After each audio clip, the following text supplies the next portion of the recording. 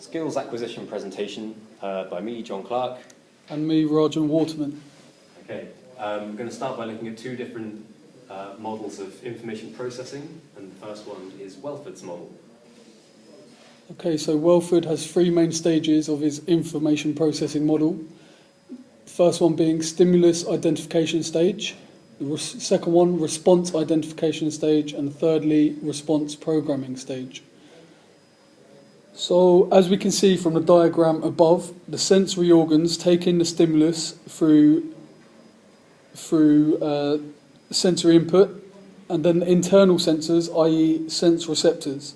These sense receptors relay the information received back to the brain. Perceptions are made, which then leads to the storage of the information into the short-term memory store. The decision making is then made and the impulses are sent to carry out the required movement to perform the skill. These decisions can be taken from the long-term memory store to adjust the movement to the correct one that the performer thinks is necessary. This judgment is made via previous experience of similar scenarios. The decision is made and then the result of that decision is stored into the long-term memory for later use. It is important to note that the effectors also feed back the results to the effector control, i.e. the brain, in order to commit the movement patterns to the long-term memory. The effectors are the muscles that are carrying out the movement that was decided upon at the decision-making stage. So we can state finally that the input is the stimulus being put into via sense organs, and the output is the action that is being carried out. Okay. The pros and cons? The pros and cons of Wilfords Model. So a pro is that it's simple to understand, the concept flows, and also there's a lot of research out there that backs up large amounts of his theories. This adds credibility to Wilfords Model. It explains the process through logical steps and also has feedback as part of the loop, which some other models don't have.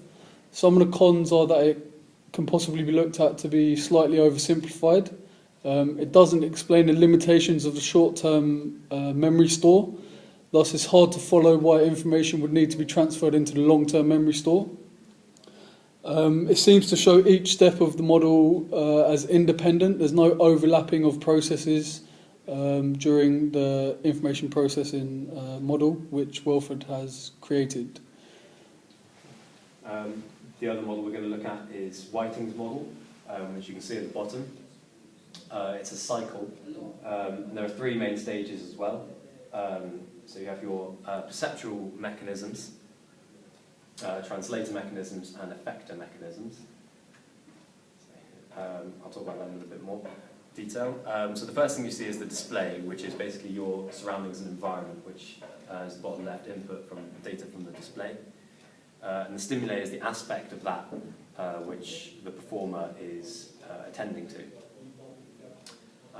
Receptor systems and sensory systems, which are the part of the central nervous system that pass the information from sense organs to the brain.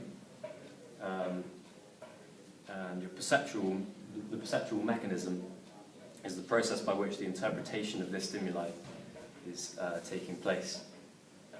The next stage is a translator mechanism, or a decision mechanism, where the process that deals with receiving the information interprets the input and uses memory from previous similar situations to decide upon a response. The effector mechanism is basically when the decision is made and a motor plan or program is constructed. So this is the movement of the muscles, which is the neck system, muscle system. Nerve impulses are received here, and muscles contract to create the movement that is decided, and that movement is the output, or the result of that is the output. Then we receive the feedback data, which is the result of the movement, so if it's successful or not, and we remember new information that is sent to the brain and stored in long-term memory to be used again in other situations. So the pros and cons of that, it's slightly less detailed than Wilfords, it's just a simple cycle, but makes it easier to understand and it's easy to decipher. Central mechanisms are grouped together, so that shows kind of the overlapping of the process. It's a bit of a smoother transition.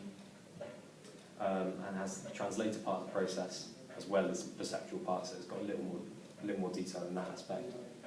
And output is acknowledged as part of the process, so we've got, it just like kind of demonstrates where the feedback is coming from. And Whiting acknowledges that your environment or your display is constantly changing, so it's a dynamic model. And the cons are, you could look at it and say that it lacks detail, so where that might be clear, to some others it might be a little bit bland. And possibly because of its scientific nature, all the different mechanisms, certain coaches may not understand it as easily.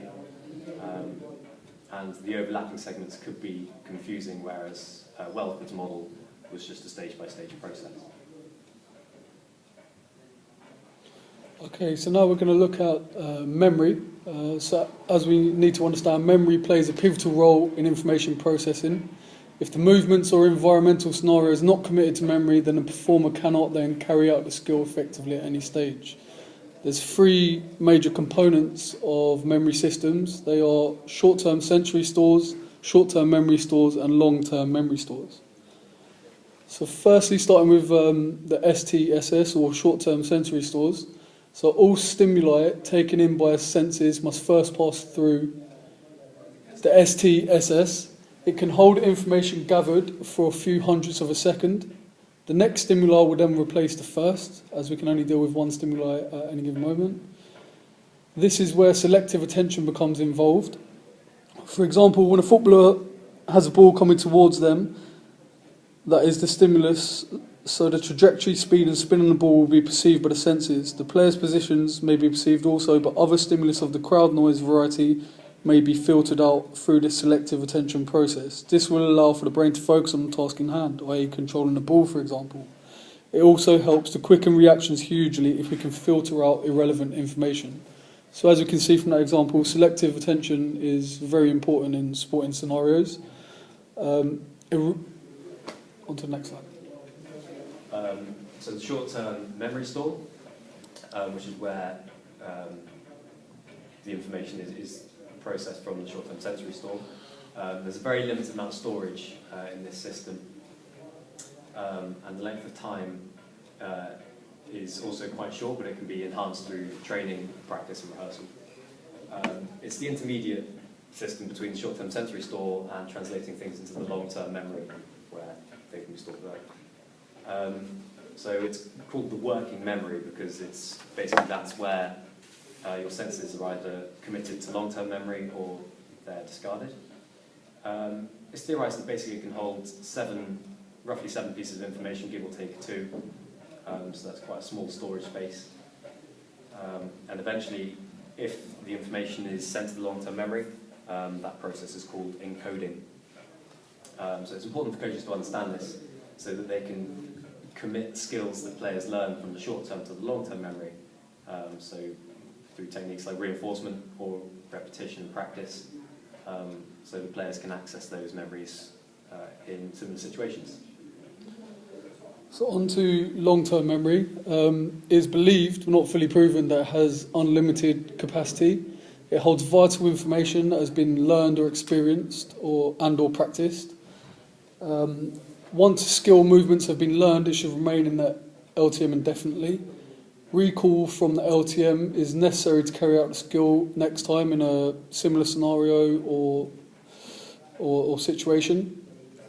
Long-term memory is the recognition part of the perceptual process where information is retrieved via the LTM and compared to new stimuli or information that is being received.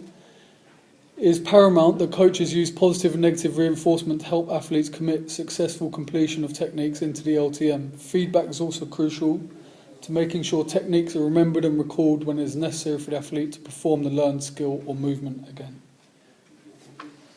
So feedback, so this is what's considered the most important aspect of learning. And there are three main types. Well, there's different subcategories of feedback, intrinsic and extrinsic, and positive and negative. First thing we're going to look at is intrinsic feedback. So exteroceptive feedback is feedback that's coming from outside of the body. So it comes from the actual movement itself and how individuals observe their performance by the outcome of the skill. And proprioceptive feedback comes from the proprioceptive mechanisms within the body. So things like the muscles and tendons, which judge strength being exerted or the stress on the body, and what's needed to carry out the task successfully. So things like grip, for example, or the speed of movement and contraction, was that fast enough, are all picked up by proprioceptors.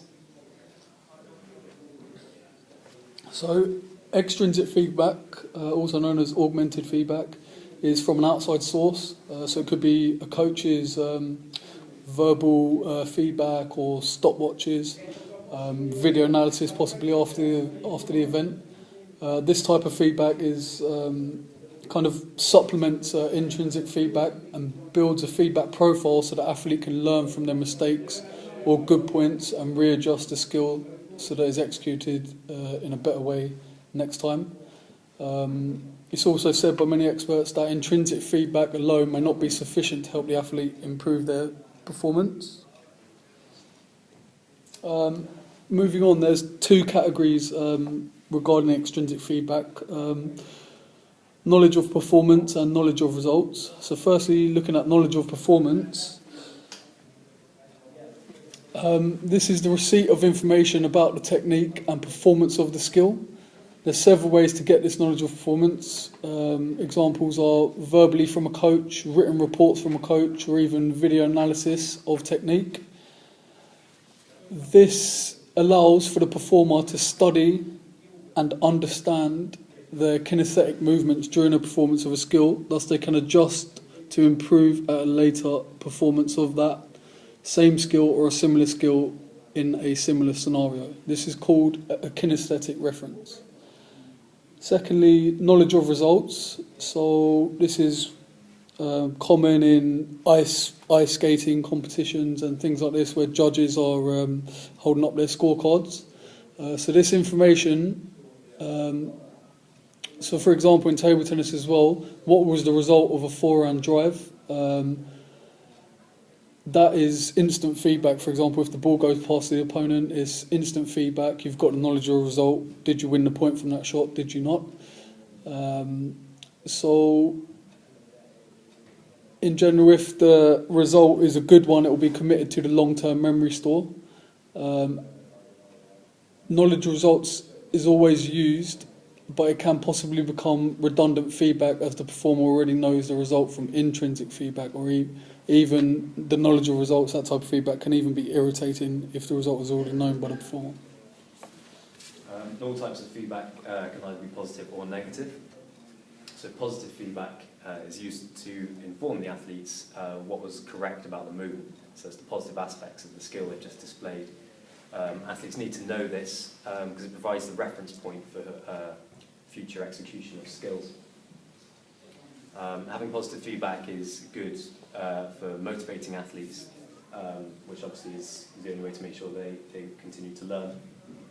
It's also important to note that giving positive feedback for incorrect execution of skill is very detrimental, because then they will commit the incorrect skill to long-term memory, and it's much harder to unlearn something than to learn it.